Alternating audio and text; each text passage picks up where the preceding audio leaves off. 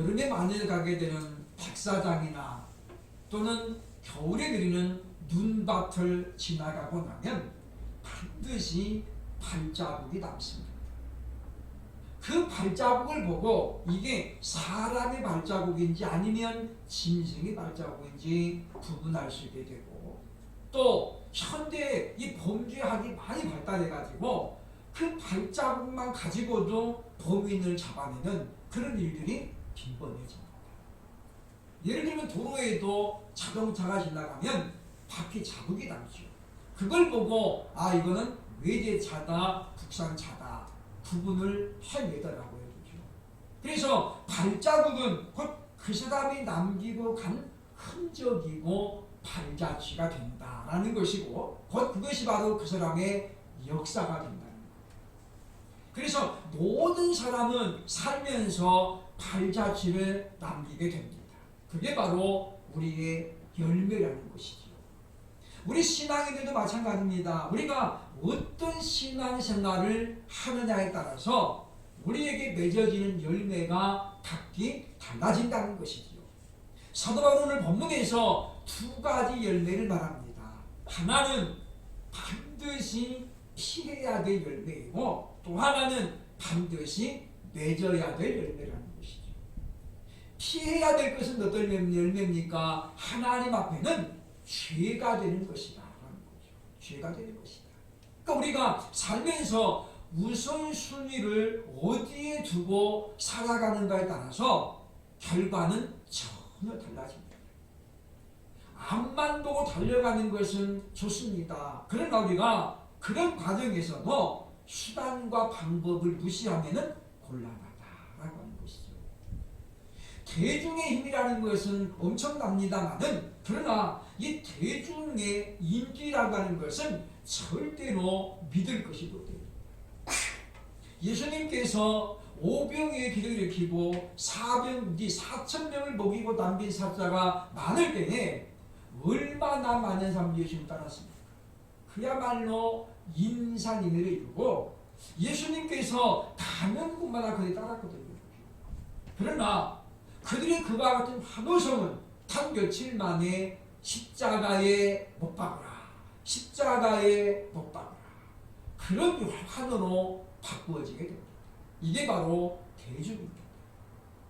세상이 바로 그렇다는 것입니다. 우리가 너무 세상에 몰두해가지고 물질적이고 육적인 삶에 몰두하다 보면 우리는 그로 인해서 거둘 것이 죄의 열매밖에 없다고 하는 것입니다. 어제 제가 이제 장례식장에 가서 예배를 드리고 왔는데 깜짝 놀랐습니다. 가니까 상주들 딱 5명 있는 거예요. 5명. 아들, 며느리, 손주, 며느리. 그리고 이제 나중에 예배 끝나니까 손주, 며느리가 온 거예요. 5명. 참 놀랐습니다. 제가 늘 권사님 시어머니 때 가고 나서 두 번째 제가 놀랐어요. 어떻게 이렇게 사람이 오나. 이분이 이제 돌아가신 분이 아들 하나, 딸 하나가 있는데 그나마 딸하고 사위는 오지도 않았어요. 오고 있는지 뭐 지금 그건 제가 모르겠습니다만은 어쨌든 가보니까 아들 내외만 있고 딸 사위는 오지도 않았어요. 예배를 마치고 이제 이 밥을 먹으면서 그러더라고요. 나는 우리 아버지하고는 정이 없습니다. 96세를 살고 가셨는데 96세.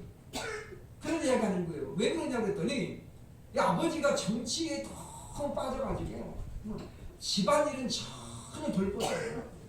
자식들도 안 챙기고 오로지 그냥 매일 밖에 나가서 막 유명 인사를 만나가지고 사람들은 막 그렇게 떠들지만은 집안에서는 빵점짜리 아버지였기 때문에 그래서 정이 없대요. 그래서 어떻게 눈물 한 방울 안 보이는 거예요. 물론 믿음의 사람들은 너무 우리가 뭐 이렇게 막 슬퍼하거나 그러면 안 되죠. 왜냐? 하나님 나라에 소망을 가지고 천국에 갔으니까 우리가 오히려 기뻐하고 감사해야 돼. 그러나 그럼에도 불구하고 인간적인 정의라는 게 있잖아요. 그래서 우리가 마음의 슬픔이 나타나는 거거든요. 그런데 전혀 그런 모습이 아들에게서도 안 보이고 며느리에게서도 안 보이는 거예요. 그게 뭐냐? 그게 누구 때문이에요? 결국은 가신 분의 결과라는 거예요. 자식들에게 전혀 소홀했기 때문에 자식들도 기억 속에 뭐만 남아있는 거예요? 서운한 것만 남아있는 거예요. 좋았던 기억 이런 것들이 전혀 없기 때문에 헤어짐에 대한 슬픔이 과히 크지 않았다라고 볼 수 있다고 하는 것입니다. 오늘 성경이 말하는 육체의 일을 제가 열매라고 번역을 했습니다. 이 육체의 일은 말 그대로 우리가 육적인 삶에 몰두하고 그리고 이제 남겨진 결과물입니다. 마치 우리가 눈길을 걸어가면 발자국이 남는 것처럼 우리의 삶에는 이와 같이 두 가지의 뚜렷한 열매가 맺어지게 되는데 하나는 바로 육체의 일, 육체의 열매이고 또 하나는 성령의 열매입니다. 오늘 성경은 말합니다. 이 두 가지가 동시에 맺어질 수 없다라고 말하는 거죠. 왜냐?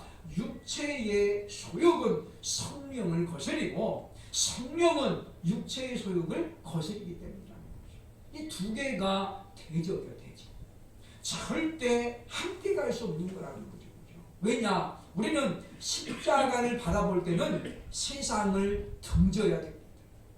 세상과 나란히 있는 게 아니에요. 십자가 거죠. 세상과 반대편에 있어요. 그래서 우리가 십자가를 바라보면 등 뒤에 누가 있어요? 세상입니다.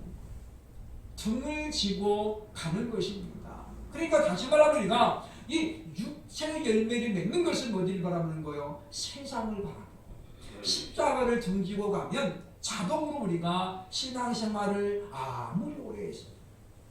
아무리 직분이 있어도 그것은 열매와는 무관하다라고 하는 오히려 성령의 열매와는 무관하다라고 볼 수 있다고 하는 것입니다. 그러므로 우리는 이 수수의 계절에 수확의 계절입니다. 농부들은 1년에 수고한 것을 이제 거둡니다. 마트에 가면 지금 감이라든가 이런 것들이 지금 많이 나와 있잖아요. 바로 열매입니다. 결과입니다. 그 열매를 보고 농부들은 올해 내가 풍년을 맞이했구나. 내가 수고한 만큼의 결과가 나왔구나 라고 자평을 하게 되고 안도하게 되어집니다. 그러나 그 결과물이 안 좋게 나올 때는 1년의 수고가 더 헛되게 되는 것이죠. 우리가 오늘 말씀을 보면서 반드시 피해야 될 육체의 열매는 과연 무엇이 있는지 함께 생각해보고 그래서 이 추수할 계절에 과연 나는 무엇을 추수할 것인가? 어떤 열매를 내가 올해 2021년도에 지금 맺어가고 있나? 올 한 해 내 개인적인 올 한 해 농사는 과연 어떻게 되었을까? 함께 생각해보고 아직도 듣지 않았습니다. 지금이라도 우리가 다시 한번 방향을 설정하고 이제 내가 이 열매를 맺으려고 애를 써야 되겠다. 그래서 열매는 다 좋은 게 아니잖아요. 나쁜 열매도 있고 좋은 열매도 있습니다. 제가 꽃감을 좋아하는데 시골에서 얼마 전에 꽃감이 왔는데 두 가지가 섞여서 온 거예요.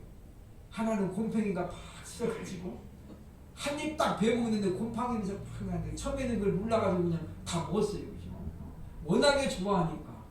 근데 그 다음에는 먹는데 못 먹는 거, 못 먹겠는 거, 곰팡이 냄새가 너무 많이 나는 거예요. 어떻게 해야 돼요? 과감하게 버려야 돼요. 그거 먹으면 어떻게 되겠습니까? 이제 속에서 큰일 납니다. 막 속에서 막 전쟁 나죠, 전쟁 나. 잘못하면 그게 이제 병으로 가는 거예요. 아까워도 어쩔 수 없습니다. 그건 버려야 됩니다. 과감하게 버려야 됩니다. 그거 놔둬가지고 무슨 쟁여놓으면은 옛날 어느 시인이 썼습니다만 아끼다고 뭐 된다고요? 똥 된다, 똥 된다. 그래서 내가 어저께 제가 하나 먹었는데 이게 하얗게 했는데 다 곰팡이가 선 거예요. 한 입 제가 딱 배먹는데 못 먹겠는 거예요. 한 입 먹고 그 된 건 먹고 삼키고 나머지는 갖다 버렸어요. 열매가 다 좋은 게 아닙니다. 어떤 열매는 먹을 수 없는 열매가 있습니다. 열매로서 가치가 아니라 그것은 아무 가치 없는 것도 있다는 거죠. 과연 우리가 피해야 될 그리스도인으로서 우리가 맺어서는 안 될 열매가 과연 무엇이겠습니까? 첫째로 오늘 본문 19절 보면 음행이라는 열매라고 말해주고 있습니다. 음행이라고 하는 것은 또 다른 말로 행음이라고 합니다. 구약 성경에서 말하는 음행은 크게 두 가지로 말하죠. 하나는 영적인 음행이 있고 또 하나는 육적인 음행이 있습니다. 오늘 성경이 말하는, 오늘 본문이 말하는 음행은 육적인 음행을 말합니다. 고린도 교회를 비롯해서 유럽에는 이 성적 타락이 굉장히 컸습니다. 마치 그것을 죄로 여기지 않는 그런 분위기가 형성이 되어 있었거든요. 예를 들면 고린도 교회에 바울이 말하죠. 너희 어찌 한 부자가 한 여자에게 상대했냐. 그 죄를 지어낸 교회가 어떻게 했다는 거예요? 그냥 내버렸다는 거예요. 바울이 뭐라고 합니까? 차라리 그들을 쫓아내라. 왜냐? 죄라고 하는 것은 반드시 번지거든요. 그렇죠? 전염성이 있습니다. 그래서 이 죄가 들어오면 그것을 우리가 미연에 방지하거나 잘라내지 않으면 삽시간에 벌 삽시간에 벌. 제가 청년 시절에 안양에 있는 교회를 다녔었는데 청년들이 한 50명 정도 되는, 한 150명 모이는 가운데 청년들이 50명이 된다고 했어요. 구로공단에 소위 말하는, 그때는 공돌이 공순이라고 했어요. 그죠? 저도 공돌이 출신인데 청년들이 구로공단에서 일 끝나면 안양에 있는 교회에 많이 모였어요. 한번 청년들 바람이 부니까요, 친구들을 다 데리고 있는 거예요. 청년들이 이렇게 많았습니다. 근데 제가 그 교회에 가서 청년들이 10명도 안 남은 거예요. 다 나가고. 도대체 무슨 일인가 했더니 거기에 범죄가 생긴 거예요. 소위 말하면 이 성가대 지휘하는 청년이 잘생겼대요. 안 봤으니까 모르겠는데 저보다 조금 좀 잘생긴 것 같았었는데 키 크고 노래 잘 부르고 지휘 잘하니까 자매들에게 인기가 그냥 막 올라가면 이 사람이 양다리를 칩니다. 반주자하고 소프라노. 아무도 몰랐어요. 근데 어떻게 해요? 꼬리가 길면 밝히는 거예요. 밝혀요. 이 사람이 순간적인 착각에 와가지고 반주자에게 편지를 보낸다는 것이 소프라노에게 보냈거든요. 그래가지고 들통이 났어요. 그죠? 이 사람이 두 자매가 나가고 지휘자는 책임을 지고 자기도 나가고. 그러면 어떻게 해요? 청년들이 그냥 쫙 빠져나가요. 5, 60명 청년들이 다 빠져나가고 10명도 안 남았는데 보니까 목사님 조카 둘 이렇게 남아있는 거예요. 가니까. 그래서 제가 가니까 청년들이 10명도 안 보이는 거예요. 사람이 모이는 것은 참 어렵습니다. 그러나 이 하나 무너지는 것은 뭐예요? 순식간이라는 거죠. 그렇기 때문에 바울은 그들을 내쫓아가. 건징하라는 거예요. 그런 우리는 이와 같은 모습을 보면서 이런 어떤 풍토가 교회 안에 들어오면 교회는 반드시 문제가 생긴다는 거예요. 소돔과 고모라 성의 멸망의 원인이 뭐였습니까? 여러 가지가 있습니다만 가장 첫 번째 이유는 바로 성적인 타락이었습니다. 롯의 집에 두 천사가 가잖아요. 그죠? 롯을 구원하러 가는 거예요. 근데 밤중 되니까 동네 사람이 말합니다. 저들을 끌어내라. 우리가 저들을 상관하리라. 이 성적인 표현. 상관하리라. 그래서 많은 사람들이 소돔과 고모라의 당시에 동성연애가 만연해 있었다라고 그렇게 이야기합니다. 여자들과 말하는 게 아니라 남자들이 가가지고 우리가 저들을 상관하겠다. 끌어내라는 거죠. 롯이 더 웃겨요. 그죠? 롯이 뭐라고 합니까? 이렇게 한답니다. 내게 아직 결혼하지 않은 처녀가 둘이 있는데 너희에게 믿을 테니까 알아서 해라. 아주 잘못된 방법이죠. 이 딸이 듣고 얼마나 실망했겠어요. 야, 우리 아버지가 이 나그네보다 우리를 더 하찮게 여기는 거야. 왜 그런 생각 안 들겠습니까? 그러나 그 롯은 나그네를 보호하기 위한 그런 간절함이 앞섰더라는 거죠. 뿐만 아니라 창세기 6장에 보면 하나님께서 대홍수 사건을 일으키는데 그 원인도 뭐라고 합니까? 성적인 타락이라고 말합니다. 창세기 6장 2절에 이렇게 이야기하고 있습니다. 하나님의 아들들이 사람의 딸들의 아름다움을 보고 자기들이 좋아하는 모든 여자를, 그죠? 모든 여자를 아내로 삼는지라. 하나만 좋아해야 되는데 어떻게 해요? 모든 여자. 이게 문제예요. 그러니까 장세 입장에서는 두 가지를 부채색하는 거죠. 하나는 뭐예요? 하나님의 아들들이 누구예요? 신앙인들이죠. 신앙인들이 사람의 딸들의 아름다움을 보고, 믿음 없는 세상 사람들의 외모만 보고 어떻게 해요? 처음했다. 그리고 하나님이 세우신 일부일처제가 무너지고 있었다라고 하는 것입니다. 그래서 하나님께서 그들을 이제 심판하시기로 작정하시고 노아를 불러서 방주를 만들게 하셨다고 하는 것입니다. 그러므로 사랑하는 여러분이요, 오늘날은 물론 상류층들 이야기입니다만은 신성해야 될 혼인이 어떤 기업의 확장이나 발전이나 또는 정치적인 이해관계 때문에 이용되고 있는 걸 볼 수 있잖아요.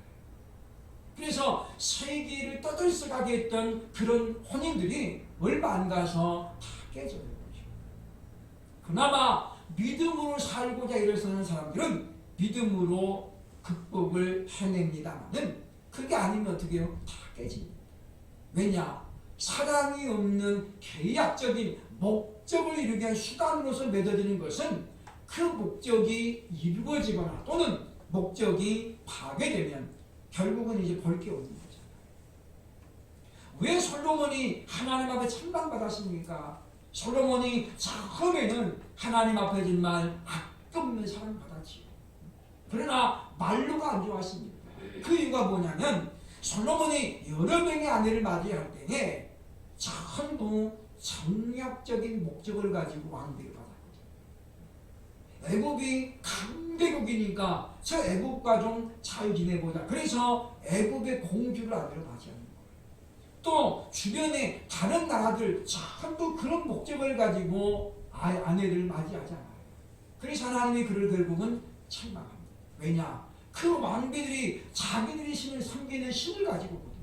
그래서 예루살렘 성전 옆에다가 산당을 지어놓고 여기서는 하나님께, 여기서는 우상을 찬양하는, 동시에 그런 일이 나는 거예요. 그래서 하나님께서 그 원인 제공자인 솔로몬을 책망했던 것은 기억을 해야 된다는 것입니다. 그러면 사랑하는 여러분이요, 현대사회의 특징이 무엇입니까? 마치 노아 시대처럼 소돔과 고모라 시대처럼 지금 성이 상품화되고 있다는 거죠. 그러면 우리가 이런 것을 잘 분별을 하고 혹여라도 내게 이런 열매가 있지 않는가를 돌아볼 필요가 있다라고 하는 것입니다. 둘째로 우리가 반드시 피해야 될 열매는 무엇입니까? 오늘 보면 19절로 20절 보면 바로 우상을 숭배하는 것입니다. 오늘 본문에 이렇게 말합니다. 20절 보면, 19절 보면, 끝에 보면 더러운 것과, 그렇죠, 더러운 것. 이 더러운 게 뭐냐면 우상숭배와 수술이에요. 수술. 그러니까 우상숭배는 어떤 것입니까? 우상숭배는 더러운 것입니다. 더러운 것. 하나님 보시기에 그것은 더러운 것이라는 거죠.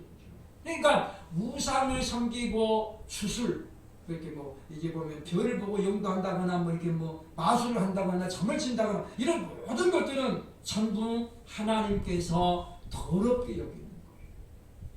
근데 의외로 많은 사람들이 이런 열매를 맺습니다. 뭐 친구 따라 강남 간다고 그냥 호기심에 가봤어요. 이런 분들도 더러 있습니다만은 우리가 이것은 절대로 삼가해야 될 그와 같은 일이다라고 볼 수 있습니다. 왜냐하면 우상숭배는 창조주 하나님을 부인하는 거예요. 유일하신 하나님을 부인하는 거거든요. 우리가 믿는, 우리가 섬기는 하나님 어떤 하나님은 요한복음 17장에 보면 17장 3절에 보면 유일하신 참 하나님이라고, 유일하신 참 하나님. 근데 바울은 로마서 1장 24절에 이렇게 말합니다. 1장 23절에 보니까 썩어지지 아니하는 하나님의 영광을 썩어질 사람과 새와 짐승과 기어다니는 동물 모양 우상으로 바꿨느니라. 하나님께 가야 될 영광을 뭐요? 썩어질 것들을 나에게 바치는데 그게 뭐예요? 우상숭배라는 거예요. 더 놀라운 것은 이런 일을 행하는 자들이 하나님 나라를 유업으로 받지 못한다는 성경의 권고를 알면서도 어떻게 한다는 거예요? 무시하고 있다. 로마서 1장에서 바울은 그래서 얘기합니다. 이런 일을 행하는 자는 하나님 나라를 유업으로 받을 수 없다는 걸 너희가 알면서 그것을 묵인하거나 너희들도 참여하라 라고 경고하죠. 오늘 성경도 똑같이 말합니다. 보면 21절 끝부분에 보면 바로 이런 일을 하는 자들은, 즉 이런 열매를 맺는 자들은 하나님의 나라를 유업으로 받지 못할 것입니다. 이게 무슨 이야기예요? 구원 못 받는다는 말이에요. 이런 일을 행했기 때문에 구원 못 받는 것이 아니라 결론적으로 뭡니까? 구원을 못 받았기 때문에 이런 일을 한다는 거거든요. 그리고 우리가 보면 나무를 보고 열매를 알지니, 그러니까 이런 열매를 맺는 사람들은 구원을 못 받았기 때문에 그런 열매를 맺는 거예요. 그러니까 그러면서도 뭐예요? 자기 잘못을 전혀 몰라요. 왜? 구원을 못 받았기 때문에. 누가 없어요? 성령이 안에 안 계시. 그래서 남들에게 있는 신앙 양심이 없는 거예요. 신앙 양심. 내가 지금 이걸 행함으로 하나님께서 과연 어떻게 하실까? 이런 갈등이 없다는 거죠. 그러니까 우리가 그런 죄를 지어도 무상숭배를 하더라도 동참해도 아무런 가책이 없는 가책. 사람에게는 양심이 있어서 거짓말을 한다거나 그런 것들 얼굴이 빨개지거나 분명히 숨소리가 거칠어지거나 토가 납니다. 그런데 어렸을 때일수록 그런 일이 있지만은 점점 커가면서도 그런 것들이 사라져가요. 무슨 이야기입니까? 뻔뻔해진다는 거죠. 양심이 점점 무뎌진다는 거예요. 기능이 무뎌진다는 것입니다. 그렇기 때문에 거짓말을 하더라도 표가 안 나는 거예요. 어렸을 때는 조금만 거짓말 말을 더듬는다거나 얼굴이 빨개진다거나 표가 나잖아요. 그렇죠? 그런데 어른 되면 그런 것들이 다 없어지는 거예요. 양심을 어디다 팔아먹었는지 그런 게 다 안 나타나요. 안 나타나요. 그러다 보니까 믿음의 사람들이 할지라도 죄를 지어도 뭐예요? 가책이 없는 거예요. 하나님 제가 오늘 이렇게 무너졌습니다.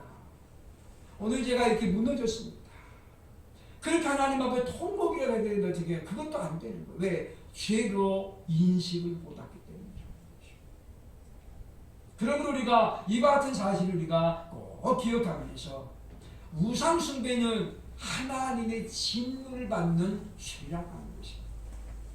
하나님께서는 양다리 걸치는 거 되게 싫어합니다. 싫어하죠. 왜? 이스라엘이 망했던 이유는 뭐였습니까? 양다리 때문에. 혼합주의 신앙이죠. 너희가 안식일에는 여호와를 찾고 평일에는 뭐였다는 거예요? 블레셋의 신들, 다곤이라든가 밀곰이라든가 이런 그런 우상을 섬겼다는 거예요. 우리가 보면 생각하면 야 신을 2개 생기면 복을 2개 받았겠지. 근데 안 그래요. 그죠? 그렇지 않잖아요. 그죠? 둘 다에게 버림받습니다. 이스라엘은 그걸 몰랐던 거죠. 그런 우리는 오늘 말씀을 기억하면서 우리가 그리스도인은 하나님의 절대 주권을 믿는 사람입니다. 설마 옛날 사람들은 저기죠. 산입에 거무줄 치겠느냐. 믿음 없는 사람들도 그런 어떤 긍정을 갖고 살아요. 근데 믿음 있는 사람들이 어떻게 보면 그들보다 더 믿음이 없어요. 세상 사람들도 산입에 거무줄 안 친다. 그러는데 우리는 어떻게 해요? 조금만 더 하면은 막 조바심이죠. 그래가지고 어떻게 해요? 앉아보지 못해요. 그렇게 해가지고는 절대 하나님의 능력을 경험할 수가 없습니다. 하나님이 왜 우리에게 고난을 주시나요? 하나님만 바라보라고.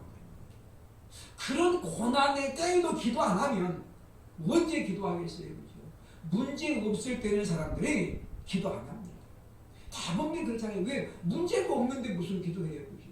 근데 문제가 있는데도 기도 안 하는 사람은 그 사람은 이제는 완전히 어떻게 소망이 없는 거예요. 내가 힘들고 어려워서 정말 죽을 것 같은데 그때 기도해야 되잖아요. 하나님 저 죽겠어요. 저 죽을 것 같아요. 어떻게 하면 좋아요? 그때 기도 안 하면 기회를 놓치는 거예요. 하나님께서 우리에게 기도하라고 그런 기회를 주시는 줄 알고 우리가 참으로 지금 내 열매를, 지금 내 상태를 날마다 점검할 수 있는 큰 지혜로운 사람들 될 수 있기를 주의 이름으로 축원합니다. 세 번째 우리가 피해야 될 열매가 또 하나 있습니다.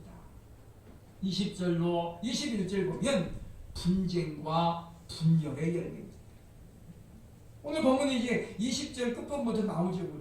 보면 원수 맺는 것, 분쟁, 시기, 분냄, 당짓는 것, 분열함, 이단. 이게 뭐예요? 분열과 분파, 분쟁과 분열. 하나님은 우리가 온전히 하나 되기를 원하십니다. 요한복음 17장에 예수님께서 제자들을 위해서 기도하면서 첫 번째 제목이 뭐였습니까? 저희가 하나 되게 하고 있었어요. 아버지와 아들이 하나인 것처럼 저들도 하나 되게 하고 있었어요. 그랬잖아요. 하나 되게 해달라. 근데 사단은 뭐예요? 자꾸 그거를 못 보는 거예요. 그래서 사단은 뭐 하는 거예요? 깨지게 만드는 거예요. 지금 갈라디아 교회 분열의 원인이 뭐였습니까? 다른 복음을 다른 거. 그러니까 바울에 보니까 다른 복음을 너무 쉽게 받아들이는 거예요. 그래서 이래서 지금 분쟁이 생기죠. 목회자와 성도 간의 분쟁이 생겨요. 아니 저분들이 이렇게 가르치는데 당신이 가르칩니까? 그래가지고 어떻게 해요? 불신이죠. 불신. 여러분 불신은요 그 파괴력이 엄청납니다. 이 의심이 생기면요 다 아니 반대로 그죠? 내 아내가 조금만 이쁘게 해도 저 여자가 누구한테 잘 보인다고 저러지? 의심이 가요. 그죠? 모든 걸 이렇게 보는 거죠. 이게 바로 불신입니다. 그러니까 목회자와 성도 간의 불신이 생기면 그 교회는 반드시 파괴돼요. 이게 누가 드리는 거예요? 사단이 드리는 거예요. 그래서 성령은 우리를 철저하게 하나 되게 만드시고 성령의 하나 되게 하심을 따라 바울은 그래서 에베소 교회에 이야기하는 겁니다. 성령은 너희가 하나 되게 하신다. 말씀으로 하나 되게 하고 예수 이름으로 하나 되게 하고 성령으로 하나 되게 하십니다. 이것을 방해하는 게 뭐예요? 바로 분쟁과 분열이라는 거죠. 그렇기 때문에 한국 교회사에 보면 교회를 분쟁하고 분열을 조장했던 사람들 치고 마지막이 좋았던 사람이 아무도 없습니다. 여러분 기억하시나요? 충현교회 사태 담임 목사님 멱살잡고 끌어냈던 그 사람은 3개월 만에 급사했습니다. 3개월 만에.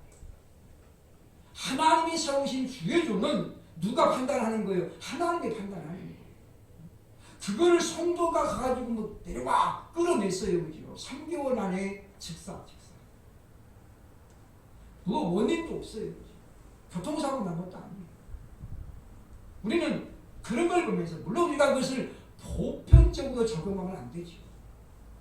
그러나 아나니아와 삽비라와 같은 경우가 있었던 것처럼 지금도 하나님은 살아계셔서 하나님의 자녀들을 지키십니다. 그리고 우리가 절대 우리는 남에 대해서 우리가 너무 쉽게 판단하고 정죄하면 안 됩니다. 판단은 누가 가는 거예요? 하나님께 맡기는 거예요. 하나님 제가 이런 소문이 들려옵니다. 제가 심지어 기도하는 하나님 환상 중에 이런 모습도 봤습니다. 어찌하면 좋습니까? 하나님 앞에 기도해야죠. 어떤 분이 기도를 많이 하는데 어느 날 기도하는데 여기 강대상에서 담배연기가 뻐끔 올라가더라는 거예요. 기도하던 중에 환상을 본 거죠. 이 목사님이 뭔가 허물이 있다는 거예요. 근데 이분이 하나님께서 그걸 보여줄 때는 뭐 하는 거예요 지금? 네가 주의 종을 위해서 기도해라.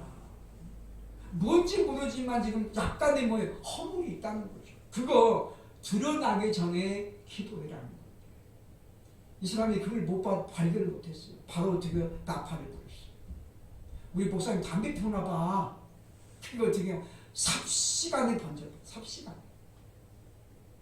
물론 담배 피운다고 구원 못 받는 거 아닙니다. 나 술 한 잔 먹었는데 그래서 구원 못 받는 거 절대 아닙니다. 그걸로 구원이 결정되는 건 아니에요. 그러나 결국은 무엇이니 우리 행함으로 본이 되지 못하면 뭘 보세요? 우리가 덕을 보세요. 덕을 보세요. 그리고 우리는 믿음에는 뭐가 필요해요? 덕이 필요해요. 덕이. 믿음 있는 사람들은요 덕을 생각해요. 우리가 믿음이 좋은데 사람들 상처 주고 싸움 일 시키고 그건 뭐예요? 덕을 보세요. 그 믿음이 어떤 믿음이지? 그 잘못된 믿음. 그래서 우리가 이런 것들을 보면서 우리가 어떤 그런 상황을 보고 우리가 너무 쉽게 판단하고 정죄해가지고 야 무슨 저렇게 목사요 이렇게 되면 안 돼. 자기만 손에 자기만 손. 그러면 하나님께서 그에게 주신 은사도 거두어 가십니다. 거두어 가십니다. 그러니까 은사는 이전이 되는 게 아니에요. 야 이제 요거는 네 거야 이게 아니에요. 하나님께서 우리에게 은사를 주셨다가 우리가 그 은사를 하나님의 뜻대로 사용하지 못하면 그 은사를 하나님이 거둬가시고 소멸해요. 야 어떻게 줬다 뺐습니까? 그래도 할 수 없어요. 그렇죠? 왜? 하나님 보시기에 얘는 은사를 주면은 안 되겠다. 그러면 하나님이 거둬가시죠.